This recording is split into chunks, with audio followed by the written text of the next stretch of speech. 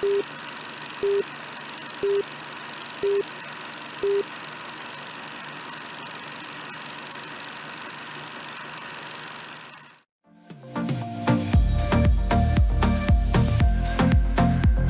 Health Advocate discusses local healthcare issues and important topics about our healthcare system.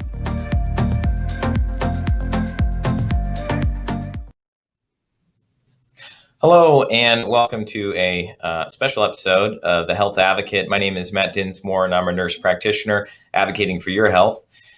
We will be talking about the coronavirus today in a way that I hope applies to you. There's a lot of, obviously, news going on about it, and we want to present something that was applicable to our Spokane viewers. I'm not going to jump into a ton of detail about the coronavirus. There's plenty of information out there about kind of what it is and how it's spreading. The main question that I wanted to answer that I think is applicable to us as a nurse practitioner in a family practice clinic, what we're doing for patients here locally, and then what options are available as of March 17th, right? This is constantly updating and new resources are being available, increasingly available every day.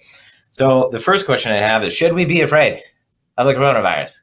And how is this different than the flu?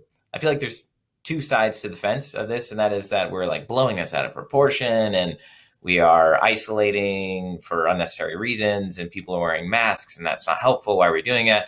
And the other side is like, this is Armageddon and the pandemic that's going to end the human race. At least it feels that way, right? And we know that it's not. It's that this virus is relatively non-lethal, though it can be lethal in a certain percentage of people. But we're taking these drastic measures, right? And we're talking about it all the time, and our economy is being hit. And so what are we to do? Like, where is the balance with all of this? And the term that has kind of come to my mind with the help of some of my family members who are in the military is battle readiness, right? It's like, it's not productive to be fearful and scared and to hunker down with your head in the sand. That is not an effective way to fight a war, right? And we're fighting a war against a virus right now, right? We should be battle prepared. So what can we do as individuals and us as a country, even within Spokane, to help protect our loved ones against this virus? And I think there's a couple things we need to address to kind of, and that's part of raising awareness. So most people already know that, COVID-19, the coronavirus 2019 is a new virus, and that's a novel virus, which is the same term. And which means there's no acquired immunity, which makes this different than the flu, right? There potentially is some acquired immunity already as people have had the flu. So every flu season when it starts going around, there is some people have already had it and have developed some resistance. And so it tends to spread a little bit slower and not as great of a degree, though it still does spread, right? Well, with the coronavirus, theoretically, there's no acquired immunity because it's new. And so every potential contact is a high chance that it could continue to spread and therefore cause illness associated with it. So that's how it's a little bit different than the flu. Like the flu, but in a bad way, I suppose, is that it can spread without a person knowing it while a person is asymptomatic. So it can live on surfaces for several days. And some person can, before they develop a fever, even they can be spreading the virus, and that becomes very hard to contain. And what's different from the flu is with the flu, we can do a rapid flu test. So when a person's in the clinic, we can swab their nose, and within 5 minutes, we can know whether they have the flu or not, which helps direct treatment, right? And transmission prevention and isolation, right? But with COVID, the testing's not readily available. Generally, just not anyone right now can get testing. There's a little bit of a testing barrier going on in regards to supplies. And it's not a quick turnaround. It's several days, 3 to 5 days, if you're lucky, in order to get those results, which then makes some difficult treatment decisions, which really we don't know what is effective against it, right? Do we do Tamiflu against COVID-19? Is that just as effective as it is with the flu, which honestly isn't that effective if not given within the first 48 hours? So it's like if the flu had a 3 to 5 day testing window, we couldn't give you anything to shorten the duration of the flu. And I suspect it's the same with COVID-19. Currently, studies are being out trying to figure out if medications are helpful for those with known exposures. Do we do preventative treatment, prophylactic treatment for those who've been exposed? These are questions we don't have answers. We have better answers for the flu. And so this is a little bit unique, right? And so we need to treat it that way with some respect, if you will. I wanted to kind of give some statistics on symptoms and severity, right? Because I think there's this lingering question, and it's a very good question, and it's how deadly is this virus? Like how, and I think sometimes we think that answering that question should be able to help us answer what measures we should be taking, and for the most part, that's true. So right now, out of a study done on 138 patients out of Wuhan, or actually, no, this study was done 4,000 people. Am I right with that? Oh, no. Okay. Yeah. What we found is that there were, okay, I just want to make sure I get this right. Okay. So out of 138 people that was studied in Wuhan, China, they found that out of those people, 81% developed mild disease, which basically just means, they had some symptoms, cough, runny nose, congestion, but they eventually got over it. The primary symptoms of COVID-19, 99% within this study of people developed a fever. And we see statistics anywhere between 88 to 99%. So if you have respiratory symptoms, you don't have a fever, generally, you probably don't have COVID. I mean, I can't promise that, but boy, you would be a statistical anomaly if you didn't have a fever and you had COVID, right? It does happen, but just saying. They found that nearly 60% of people developed a dry cough, 40% of people lost their appetite, 35% of people developed muscle aches and pains, 31% of people developed difficulty breathing, and then 27% had a productive cough or had sputum production with it. So those are kind of some of the best statistics that we have, at least initially, in regards to symptoms. Continuing forward, so 81% developed mild disease, 14% of people developed severe disease, which means they had low oxygen levels, they needed supplemental oxygen through a nasal cannula, likely probably needed some hospital oversight, right? Weren't in the ICU, but probably needed, if you needed 24/7 oxygen, initially you'd probably be hospitalized for that. In this same study, 5% developed critical disease, which means they had respiratory failure and multi-organ failure. And then in this study, about 2.8% was the fatality rate. This was in China when they were doing the results. They had a higher mortality rate in Wuhan. Outside of China, the mortality rate was actually around 0.7%. So, all right, just threw a ton of numbers at you, which probably mean nothing. So let's boil it down to what's happening here in Washington. We have 7.5 million people in Washington, and the CDC suggests or thinks that about 40 to 70% of people in the United States could potentially be infected with COVID-19 if we don't take kind of drastic measures. That means you take 40%, 7.5 million people, and 14% of those develop severe disease. That's 420,000 people in Washington that would need to be hospitalized for at least monitoring and supplemental oxygen, right? It would take 363 harbor views in order to manage that many people. Now, those people probably aren't all coming in at once, but I can tell you, we do not have the resources to be able to manage that many people. And we're going to be sending a lot of people home, and a lot of people will not be getting the care they receive. It would be like a burden. It would crush the medical system, right? And that's just with people with severe disease. You take the critically ill people, running the same percentage, if 5% had critical disease out of the population, and taking only 40% of people who get sick in Washington, that means you would need about 150,000 people would be on respirators or have multi-organ failure. That's a ton of people. I'm not sure there's that many respirators in the United States, just for Washington alone, right? And then if you did a 0.5% mortality rate, that'd be 15,000 people, which is a ton of people, right? And that's how we get to an estimation of about 200,000 people nationwide that could die if 40% of the nation gets sick with this. So again, the goal of those numbers is not to spread fear per se. It's just to say that we probably should take this seriously. There's a lot of lives that could be at stake with at least the early numbers that we understand. right? And so I really think that term battle readiness is probably the most appropriate term. And so I think the measures that we're taking so far are not inappropriate. And what we see is going on throughout other states is likely not appropriate, because ultimately we actually have a lot of power in order to stop the spreading of this virus, right? It's not like a giant asteroid has hit the planet and there's a big plume of smoke and it's covering the sun and now there's nothing we can do about it and certainly we're all going to die. It's nothing like that.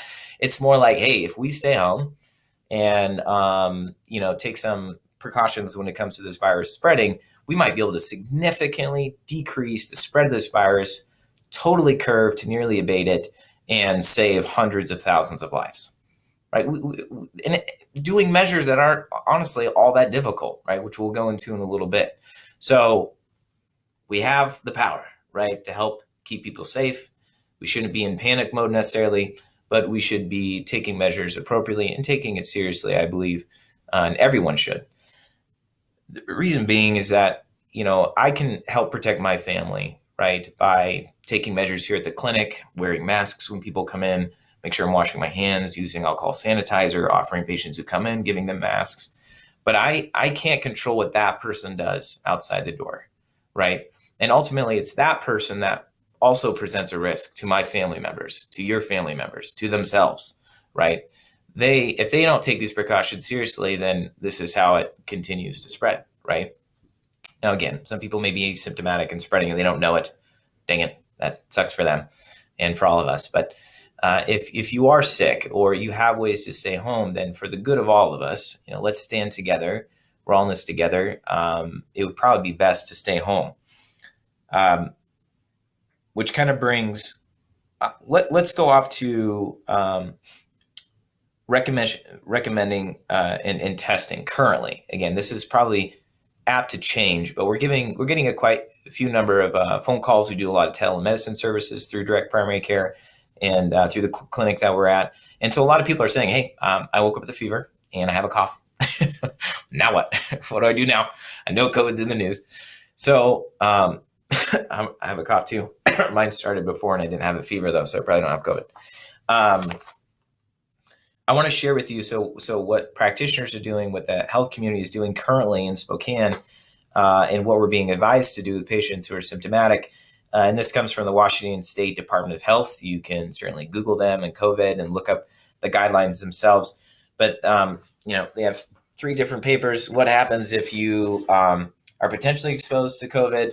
What do you do if you have symptoms of the coronavirus but have not been exposed? And what do you do if you have confirmed or suspected coronavirus disease? I'm not going to go into detail a ton of those, but I'm going to sum it up basically by saying stay home. That's what they suggest. You self-quarantine, you stay home, and you do not return to work for at least 72 hours in a case where you're symptomatic. If you have a fever, you got to wait for that fever to go away, and you don't go back to work until 72 hours after that, right? Or 7 days after symptom onset, whichever is longer is their directions. Now, if you have a confirmed case of COVID, then it's a bit of a different story, right? You're probably still going at least 72 hours after onset and probably 14 to 21 days total, whichever is longer if you do have a confirmed case of COVID-19.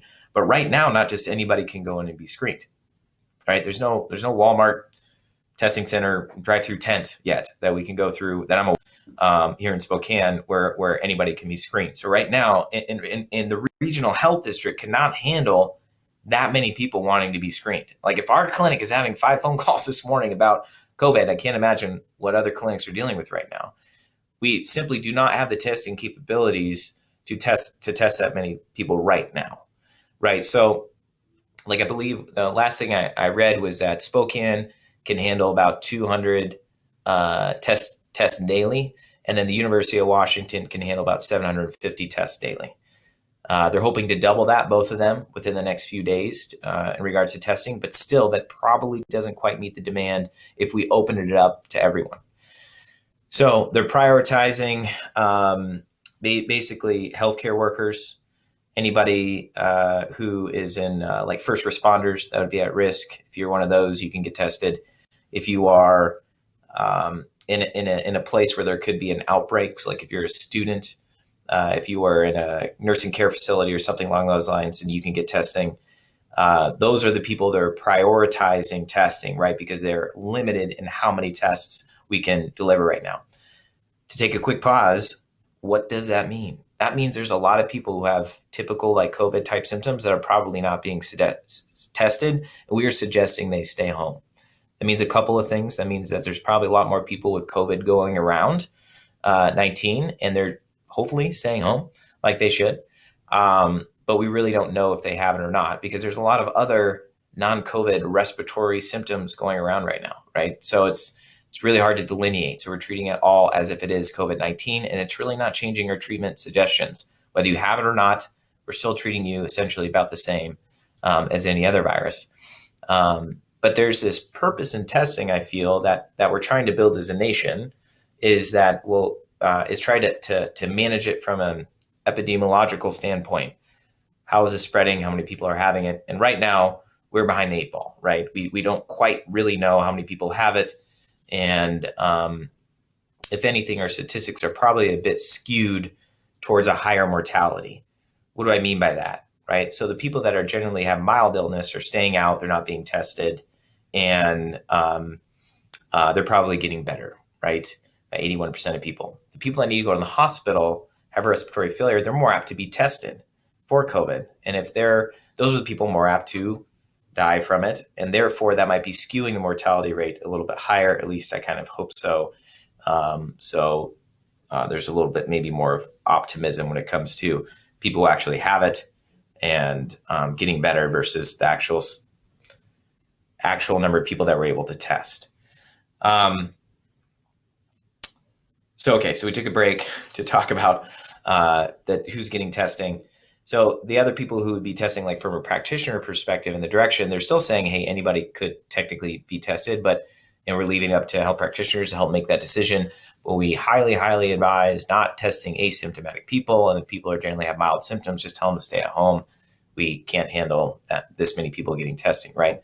So the one trump card from a healthcare perspective, even if you don't meet that initial criteria of a healthcare worker, first responder, community, high-risk community exposure, is if you meet one of the criteria for being a high risk for severe illness, right? Which is over the age of 60 and a lot of comorbidity, pulmonary cardiac conditions, something along those lines. From a practitioner perspective, we're probably going to be a little more aggressive in wanting to watch that closer, just like if it was any other virus. So we're probably going to be prioritizing doing influenza swabs and checking for COVID-19. Okay, so how would we do that? How would a practitioner do that?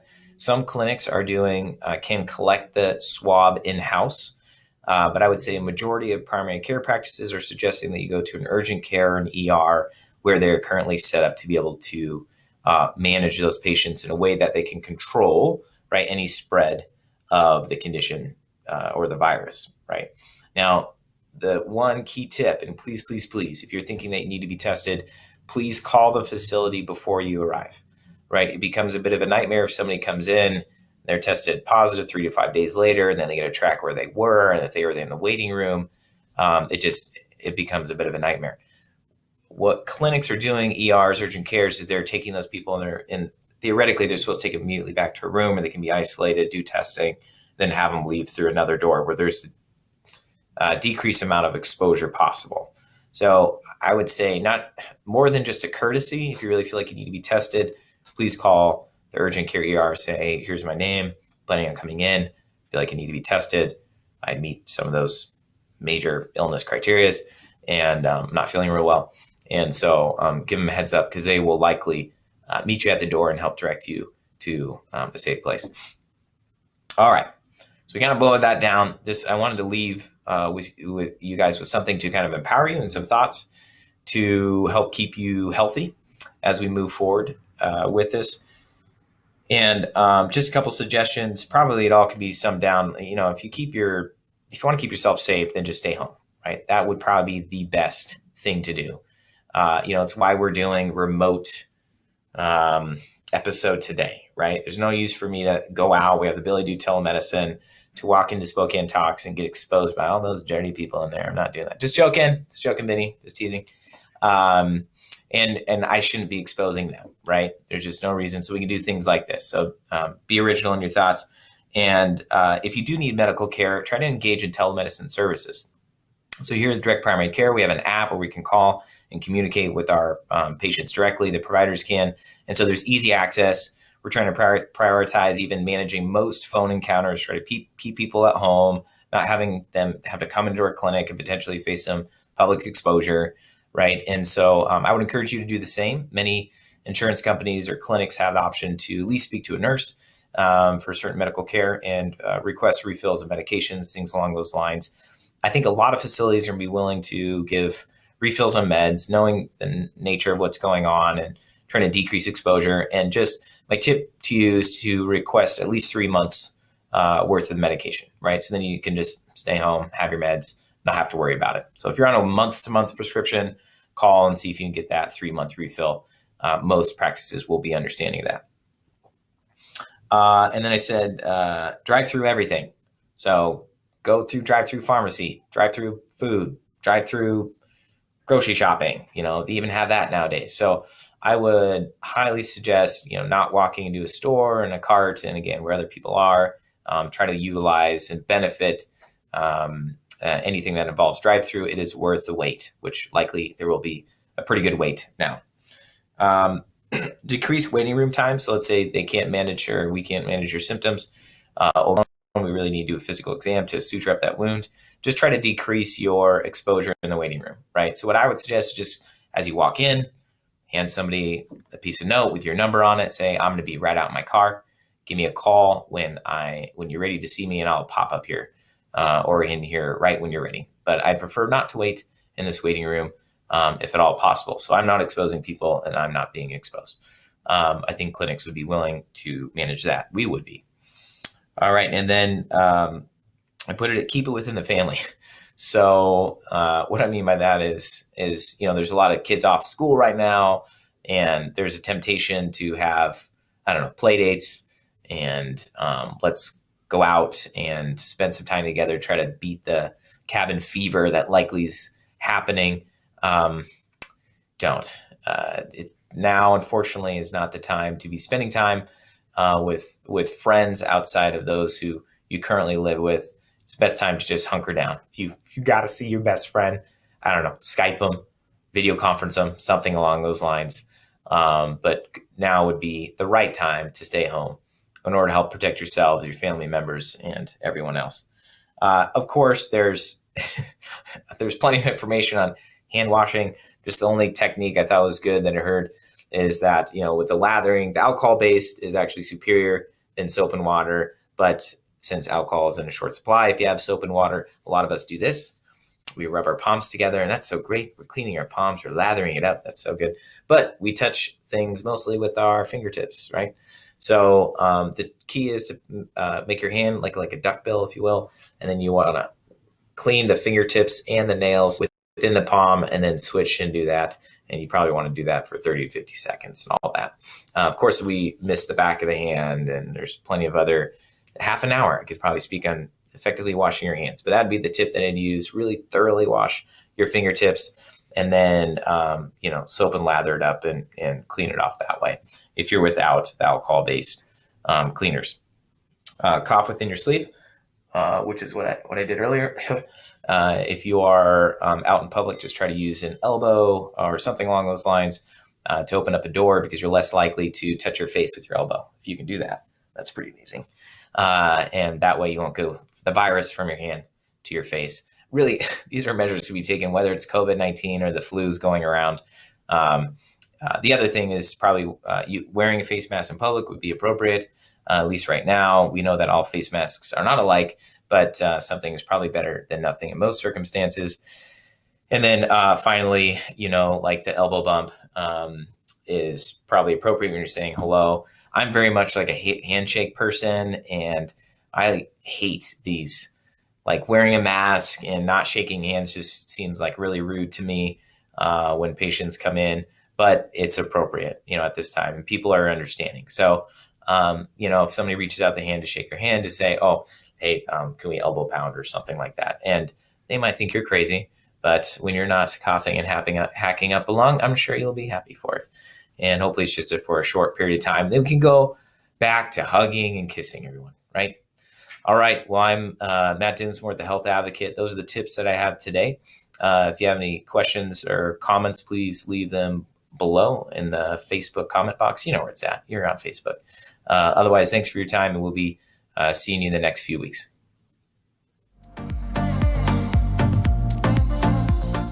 Thanks for watching.